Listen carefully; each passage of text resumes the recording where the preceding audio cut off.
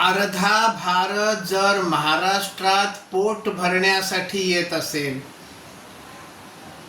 तर महाराष्ट्रानं हिंदी नाही भारतानं मराठी शिकण्याची गरज आहे असं एक वाक्य सध्या समाज माध्यमांवर फिरत आहे। आता या वाक्याला पाहून हसायचं का रडायचं तेच समजेन असं झालंय हो।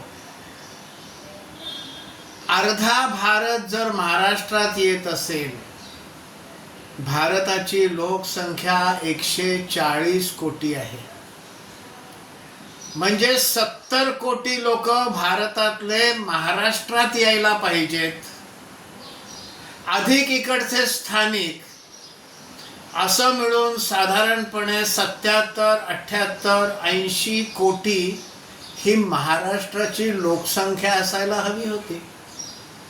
पण सध्या महाराष्ट्राची लोकसंख्या साधारण 12 ते 13 कोटीच्या आसपास आहे।